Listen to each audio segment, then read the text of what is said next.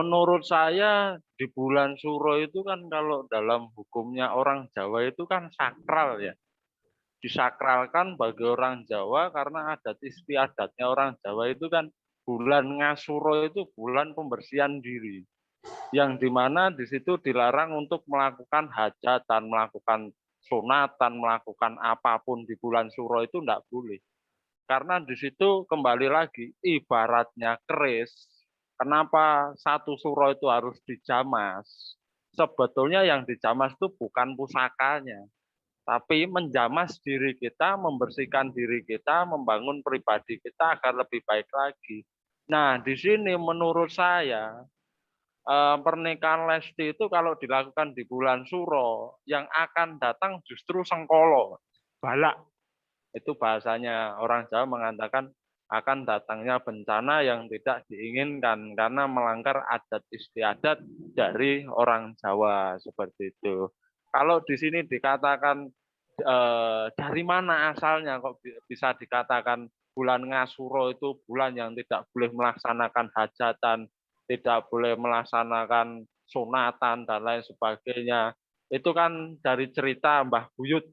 Nah, dari cerita demi cerita menjadi sebuah keyakinan bahwasanya di bulan Ngasuro orang Jawa itu pantangan untuk melakukan hajatan kalau tidak ingin terkena musibah atau tidak ingin terkena bencana seperti itu.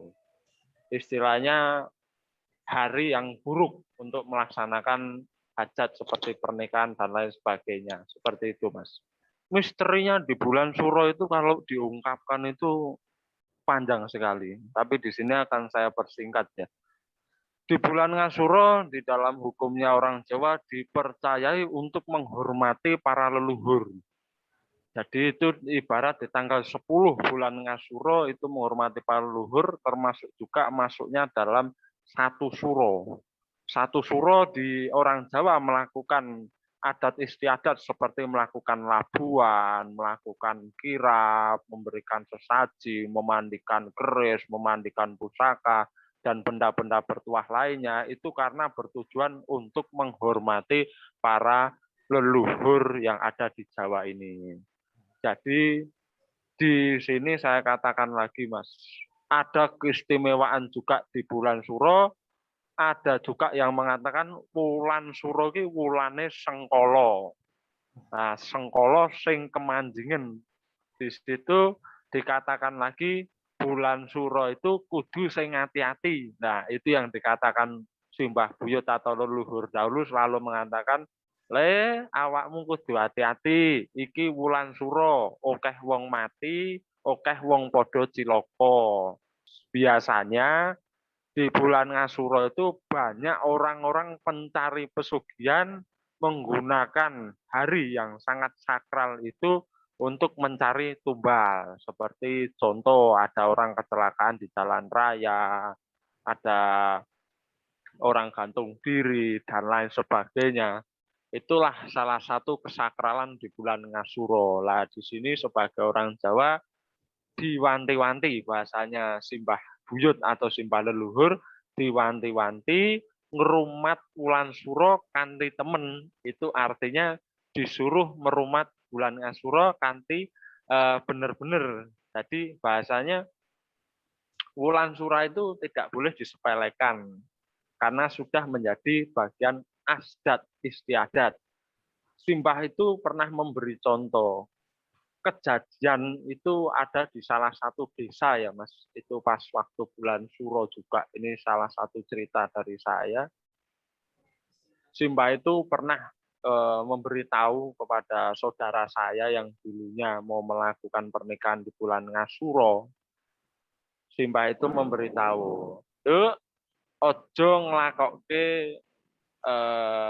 pernikahan neng wulan Suro." Lah, ia menanyakan kenapa kok saya tidak boleh melakukan pernikahan di bulan Suro.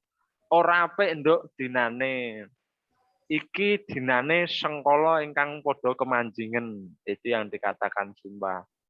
Dan di situ juga kalau ada orang yang menerpa adat istiadat atau keyakinan tidak menghormati leluhur, tidak merumat apa yang sudah menjadi turun-temurun dari orang Jawa.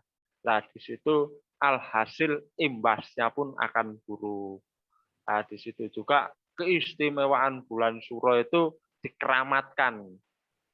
Dikeramatkan sebagaimana itu adalah waktu yang sakral untuk mengukur atau mengasah kesaktian seseorang yang sedang mengasah ilmu kebatinan, ilmu kanuragan, ilmu tongsang aji, dan lain sebagainya. Begitu, Mas. Itu salah satu keistimewaan bulan Ngasuro. Dan di sini juga bisa dikatakan dalam kisahnya bulan Muharram, bulan Muharram berarti kan bulan kedatangan yang Aji Soko ke tanah Jawa untuk membebaskan tanah Jawa dari belenggu. Nah, belenggu apa yang di sini digambarkan di situ? Belenggu-belenggu dari sebangsa jin. Ya di sini dikatakan buto. Nah itu kalau ceritanya mbahnya dulu seperti itu. Wulan Ngasuro kuwi yang ngaji saka mudhun ana ing dhuwure ayang-ayang ger, mudhun ana ning tanah Jawa kanggo mbucali ya itu tadi yang dikata buta-buta sing lagi mangan rembulan. Nah, itu adalah sebuah sanepan. Sanepan yang dimana bulan Ngasuro itu sangat sakral dan sebagaimana itu adalah sebuah pantangan sebagai orang Jawa tidak boleh melakukan sunatan, tidak boleh melakukan pernikahan, tidak boleh menyelenggarakan pesta sebagai mana mungkin karena itu sudah menjadi sebuah larangan dan adat istiadat yang dipercaya oleh orang Jawa. Begitu, Mas. Salah satu ya, Mas, ini saya gambarkan saja si A memaksakan untuk melakukan pernikahan di bulan Ngasuro untuk tebusan. Bahasanya orang Jawa itu mengatakan tebusan utawa diwiragati. Lah itu juga bisa dilakukan dengan ritual pensucian diri. Pensucian diri melakukan seperti halnya mencarikan air mata 7 sendang sebagai media sarana jamasan membuang sengkolo dan di situ harus melakukan bancaan atau selamatan sebelum hari H itu dilakukan. Sebagaimana meminta izin kepada para leluhur, memohon izin untuk keselamatan dan tidak diberikan mara bahaya yang akan datang. Karena pernikahan itu kan sebuah tradisi Jawa. Nah, di sini kenapa saya katakan lagi itu sebuah larangan? Karena di situ sudah dipercaya turun-temurun dari buyut sampai putu sampai anak cucu seperti itu, Mas. Kalaupun memaksakan itu saran dari saya harus melakukan mandi jamasan buang sengkolo, ngelabuh gendangan. Nah, ini bahasanya ngelabuh gendangan itu melabuh sesaji seperti sesajen sego tumpengan, sego bancaan, sego ingkungan, gedang rojo sak tuntute dikeleke ana ing pinggir kali. Itu sebagaimana membuang sial dan meminta izin menghormati para leluhur. Nantinya kalaupun terjadi pernikahan tidak ada yang namanya sengkolo ingkang kemanjingen. Contoh, di pertengahan jalan terjadi perceraian, di pertengahan jalan terjadi cekcok, di pertengahan jalan rezekinya susah, di pertengahan jalan sering sakit-sakitan. Itu penilaian dari saya dan dari wejangan-wejangan simbah yang saya dapat ya Mas, itu jawaban saya. Jadi memang di bulan Ngasuro itu saya tegaskan lagi, itu keramat dan tidak boleh mengadakan pesta. Karena bulan Ngasuro memang dipercaya sebagai tonggak atau bulan permulaan untuk memulai sesuatu, mensucikan atau menjamasi rohani seseorang. Seperti itu Mas. Di sini Pulau gambarkan misalnya dengan merenungkan kesalahan dan memperbaiki diri, meningkatkan kualitas diri, bahkan saking keramatnya bulan Suro itu, di sini kita ditugaskan untuk melakukan jamasan sebagai adat orang Jawa. Tujuannya lagi satu, membuang sial, membersihkan diri, mensucikan diri, memberikan energi-energi positif dalam diri kita untuk menyambut bulan yang baru. Seperti itu digambarkan juga ketika datangnya malam pergantian tahun baru. Berarti bergantinya tahun kita harus menjadi orang yang lebih baik lagi. Nah, di bulan Suro ini pergantian tahun bulan Islam begitu, Mas. Itu jawaban dari saya. Kalaupun memaksa, ini kembali lagi ke topik, kalaupun memaksa menikah di bulan Suro, ya di situ saya sarankan harus mandi dengan air 7 sendang dan harus melakukan labuan. Nah, labuan gendangan itu tadi yang artinya ngelabuh sego sak piturute yang saya katakan tadi.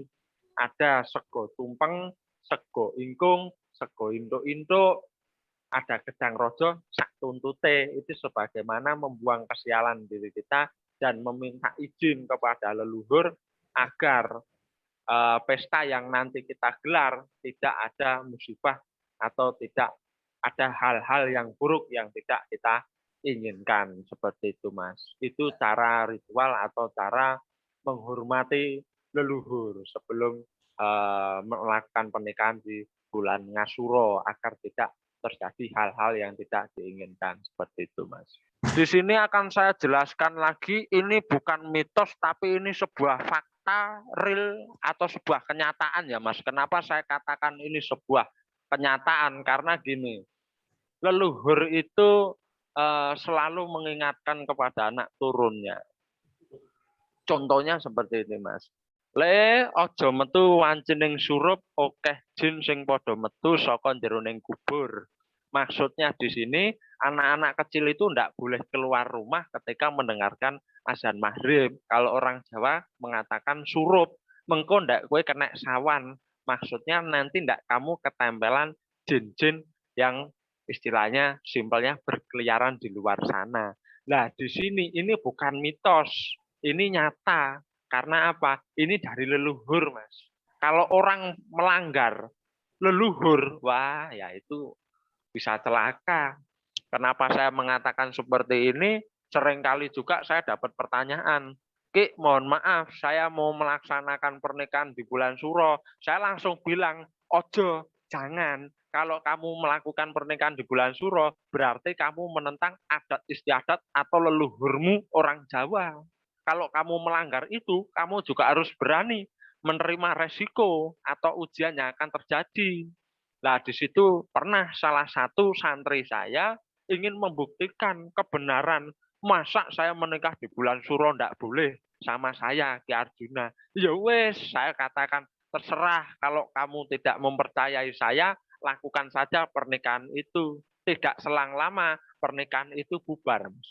Karena apa? Diterpa ujian, diterpa masalah, hubungan yang tidak langgeng. Nah, itu orang Jawa mengatakan uripmu ora tenang, uripmu ora kepenak, hubunganmu ora bakal langgeng, akeh sengkala sing teka mudhun ana ing papan dunungmu. Di situ dijabarkan akan banyak masalah yang akan kamu hadapi ketika kamu melanggar adat istiadat orang Jawa. Di sini saya katakan lagi, di bulan Suro itu larangan untuk menggelar hajatan, menggelar sunatan, menggelar pesta pernikahan itu tidak boleh.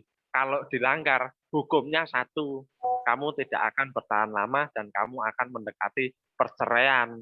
Karena apa? Yaitu, ini kita tidak boleh melanggar leluhur. Ini sudah jadi kepercayaan. Jadi ini saya katakan bukan mitos, tapi ini memang benar. Kalau ada yang mau mencoba, silahkan begitu, Mas. Doa saya yang terbaik untuk Mbak Lesti dan suami, saya doakan langgeng, sehat, rezeki lancar, kehidupan yang nyaman, kehidupan yang abadi, sampai dengan kakek nenek. Dan di sini doa saya yang terbaik untuk Mbak Lesti, selalu berikhtiar, selalu berdoa minta sama Allah untuk keteguhan hatinya, kesabaran ketika diterpa ujian, ketika membina rumah tangga, harus saling percaya dan harus saling support satu sama lain dan harus saling terbuka. Insya Allah dalam membina keluarga itu bisa langgeng, bisa sampai anak dan cucu, begitu Mas.